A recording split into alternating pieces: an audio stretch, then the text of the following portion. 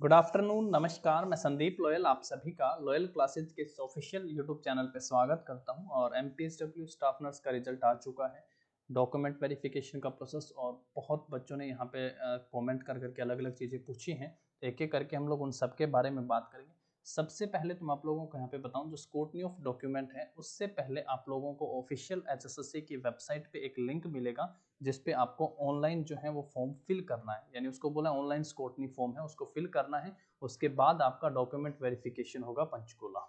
जैसे यहाँ पे अगर हम लोग बात करें स्टाफ नर्स का है ये, तो स्टाफ नर्स का 15 से लेके 19 और उसके बाद 22 और 23 को होगा क्या भाई, स्क्रूटनी ऑफ डॉक्यूमेंट इन ऊपर दिए गए सभी कैंडिडेट का। सबसे पहले इंपॉर्टेंट बात ये, अब यहाँ पे ऐसा नहीं है कि आप अपनी मर्जी से कि कोई 15 को चला जाए, कोई 16 को, कोई 18 को, कोई 19 को। बकायदा एचएसएससी की वेबसाइट के ऊपर इसका नोटिफिकेशन आएगा और शेड्यूल आएगा।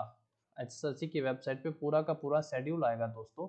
उस शेड्यूल में क्या होगा, आपका टाइमिंग भी बताई जाएगी, कमेटी का नाम होगा, रोल नंबर वाइज होगा, और किस कैंडिडेट को कब डॉक्यूमेंट वेरिफिकेशन के लिए जाना, वो चीज़ें आप लोगों को यहाँ पे बताई जाएंगी कि 15 को किसको जाना है, 16 को किसको जाना है, 17 को, 18 को कब किस कैंडिडेट को जाना है, पहला।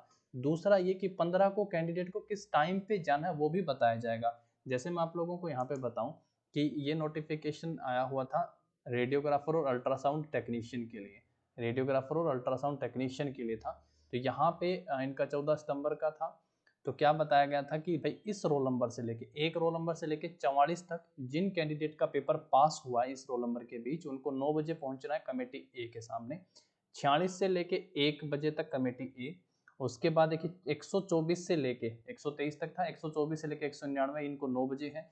तो ऐसे भी हैं जिनको 1 बजे जाना था, जैसे कि 492 से लेके 556 है, वो 1 बजे कमेटी डी है यहाँ पे।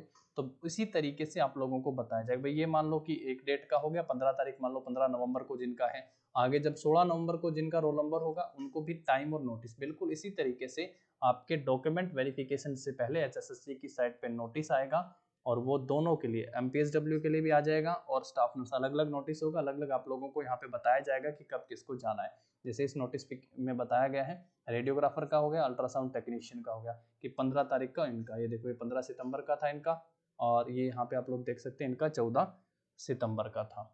तो इस तरीके से जो जो है इन रोल नंबर जिनके पास हुए हैं उनको अलग टाइमिंग भी बताई जाएगी, कमेटी का नाम भी होगा, पूरी चीजें होंगी। तो पहला तो ये आप लोग क्लियर कर लें कि अपनी मर्जी से नहीं जाना है, एचएससी की साइट पे नोटिस आएगा। दूसरी इंपॉर्टेंट कि डॉक्यूमेंट वेरिफिकेशन से पहले यहाँ पे नोटिस में आप लोगों ने देखा होगा कि सभी कैंडिडेट को स्क्रूटनी फॉर्म फिल करना है। स्क्रूटनी फॉर्म ऑनलाइन कब से, 28 से लेकर 31 अक्टूबर तक, यानी कल, आज 27 है तो कल आप लोग देखेंगे दोपहर बाद तक हो सकता है लिंक एक्टिवेट हो, और वो मैं आप लोगों को बता भी दूंगा। और अब मैं आप लोगों को एचएसएससी की साइट पे भी दिखा देता हूँ। यहाँ पे आप देख रहे हैं click here to fill scrutiny form various post, जैसे 4 2020 और 3 2021 का है, ये 12 2019 का है, तो आपका 15 2019 का भी आ जाएगा। और उस लिंक पे आपको जाने के बाद आपके रोल नंबर इंटर करने, फिर सारी डिटेल आपकी होगी, और वो आपसे जो जो वहाँ पे जो जो चीज़ें फिल करवाएगा वो सारे डॉक्यूमेंट आपको डॉक्यूमेंट वेरिफिकेशन के लिए लेके जाने हैं। दूसरा पॉइंट था जिसमें ऑनलाइन स्क्रूटनी फॉर्म कल से लिंक एक्टिवेट हो जाएगा। अब रही बात कि क्या डॉक्यूमेंट लेके जाने, तो उनमें ये चीज ध्यान रखनी है कि जो वो ऑनलाइन स्क्रूटनी फॉर्म में फिल करवाएगा आपसे, जैसे सबसे पहले वो 10th की डिटेल फिल करवाएंगे, 12th की डिटेल फिल करवाएंगे आपके साथ, उसके बाद आपका नर्सिंग वाला है या डिप्लोमा है आपका या डिग्री है, वो चीज़ें आपको फिल करनी है। आपकी कैटेगरी कौन सी है, डोमिसाइल हो गया है हरियाणा का, वो सारी चीज़ें, वो सब सेट आपको, और साथ में एक अप्लीकेशन फॉर्म भी। तो अप्लीकेशन फॉर्म आप लोग डाउनलोड कर ले सकते हैं, एडवर्टाइजमेंट का लिंक वीडियो के डिस्क्रिप्शन में दिया हुआ है, वहाँ से आप लोग जो है अपना एप्लीकेशन फॉर्म भी डाउनलोड कर सकते हैं। तो दूसरी ये बहुत इंपॉर्टेंट बात। तीसरा कि अब किसी का रजिस्ट्रेशन अगर बाहर का है या फिर कोई अदर स्टेट का कैंडिडेट है, किसका एक्सपीरियंस काउंट होगा नहीं, इसके लिए हम लोग एडवर्टाइजमेंट की डिटेल पे चलते हैं और यहाँ से देखते हैं कि क्या इसमें बताया गया। हालांकि ये सब आप लोगों को पता भी होना चाहिए और ऑलरेडी आप लोगों को पता भी होगा, नीचे पूरा मेंशन किया हुआ है यहाँ पे एडवर्टाइजमेंट में। ये देखिएगा, एक्सपीरियंस की बात करते हैं। सबसे पहले यहाँ क्या पॉइंट लिखा हुआ है एक्सपीरियंस में, कि आधा नंबर मिलेगा प्रत्येक साल के एक्सपीरियंस का, और 6 month of experience out of maximum 16 year, मतलब मैक्सिमम 16 साल 8 नंबर, ये एक्सपीरियंस का यहाँ पे रहेगा। अब वो एक्सपीरियंस किसको नंबर मिलेगा, क्या कहा है कि सेम और हायर पोस्ट पे होना चाहिए इन एनी, क्या लिखा हुआ, किसी भी department, board, corporation, company, statutory body, commission, authority of government of Haryana, किसकी? केवल गवर्नमेंट ऑफ हरियाणा यहाँ पे लिखा हुआ है। No marks shall be awarded for any period less than 6 month. ये बहुत बेसिक है और अब तो आप लोगों ने पीजे रोहतक वाले में भी देखा होगा, उसमें भी नोटिस में ये क्लियर बताया गया है। तो ये दूसरा पॉइंट आप इसको ध्यान रखेंगे, एक्सपीरियंस के नंबर अब किसको मिलेंगे? गवर्नमेंट ऑफ हरियाणा में जो जिनका है, प्राइवेट एक्सपीरियंस यहाँ पे इंक्लूड नहीं होगा।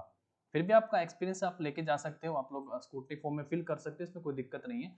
पर यहाँ ये एडवर्टाइजमेंट में कहा है, अभी एचएसएससी आप लोगों को देखेगा कि कितने किसको नंबर यहाँ पे मिलेंगे। ये मैं आप लोगों को एडवर्टाइजमेंट की डिटेल यहाँ पे बता रहा हूँ कि एडवर्टाइजमेंट में ऐसा कहा गया है। दूसरा, अब रजिस्ट्रेशन की बात अगर हम लोग करें तो जैसे स्टाफ नर्स की कैटेगरी में हम लोग देखें तो स्टाफ नर्स में यहाँ पे बताया गया एसेंशियल क्वालिफिकेशन में कि किसी के पास अगर बीएससी नर्सिंग है, ऑनर्स है, पोस्ट बेसिक बीएससी थी या जीएनएम था तो वो एलिजिबल था। लेकिन यहाँ दूसरा पॉइंट था division nurse with midwife training registered with Haryana nurses registration council, registered with Haryana nurses registration council. ये बहुत इंपॉर्टेंट है यहाँ पे पॉइंट। हालांकि एक पॉइंट मैं आप लोगों को अभी दिखाता हूँ। पीजे रोहतक में आप लोगों ने देखा होगा कि अब ऑल ओवर इंडिया एलिजिबल कर दिए हैं, तो जो कैंडिडेट यहाँ पर रजिस्ट्रेशन करते हैं तो सबसे पहला पॉइंट उनसे यही भरवाया जाता है कि आप रजिस्टर्ड हैं या नहीं हैं। तो यहाँ हरियाणा से रजिस्ट्रेशन का बहुत फर्क पड़ेगा। अब देखिए, are you registered as staff nurse with the Indian nursing council, या किसी भी स्टेट के काउंसिल से अगर आप रजिस्टर्ड हैं तो आप यस करेंगे, अदरवाइज अगर आप नो करते तो एलिजिबल नहीं मानेगा, यस करना ही पड़ेगा आप लोगों को, फिर ही आप लोगों का फॉर्म यहाँ से भरा जाएगा।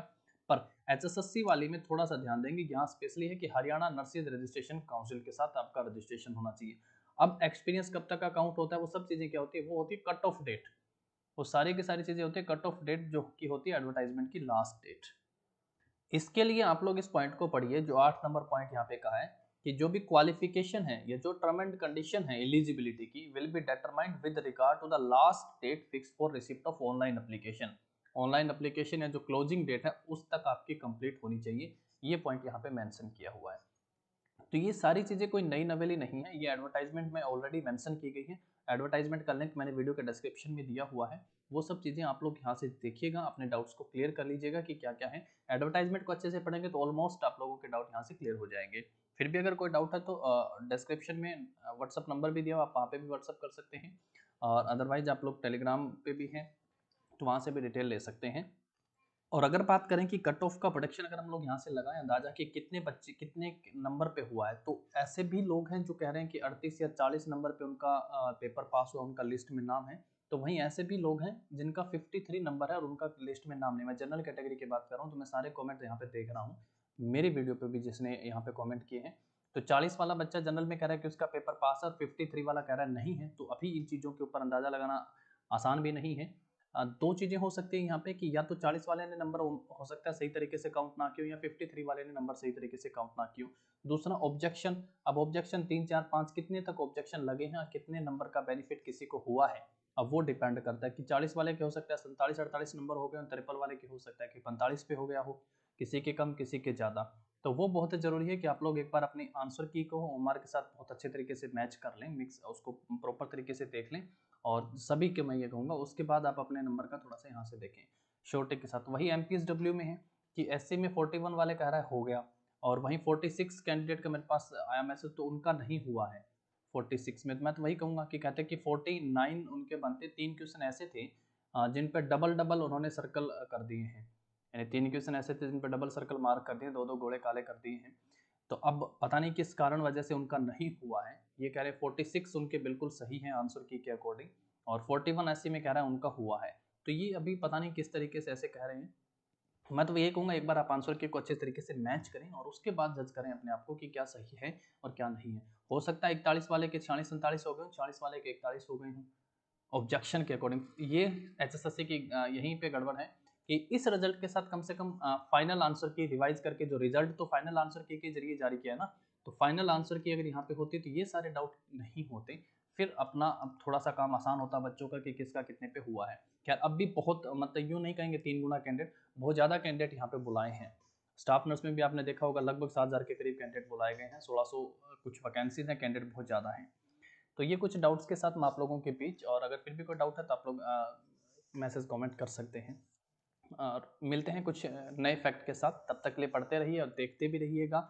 और अगर कोई डाउट है तो एक बार आप उन चीज़ों को चेक कर लीजिएगा। पढ़ते रहिए इसलिए कह रहा हूँ कि अभी भी आप लोगों के पास नोट सेट का एग्जाम है दिल्ली में, एम्स भर्ती के लिए नोट सेट है, वो आप लोग दे सकते हो, उसका फॉर्म भर सकते हो। और साथ साथ पीजे रोहतक में भी स्टाफ नर्स की वैकेंसी, तो स्टाफ नर्स के लिए अभी भी ये मौका है, जिनका नहीं हुआ है वो यहाँ पे फॉर्म भर के तैयारी अपनी कर सकते हैं स्टाफ नर्स के लिए। तो इसलिए कह रहा हूँ कि थोड़ा पढ़ते भी रहें चीज़ों को, यहीं से सब चीज़ें खत्म नहीं हुई, आगे बढ़ते रहें। Thank you.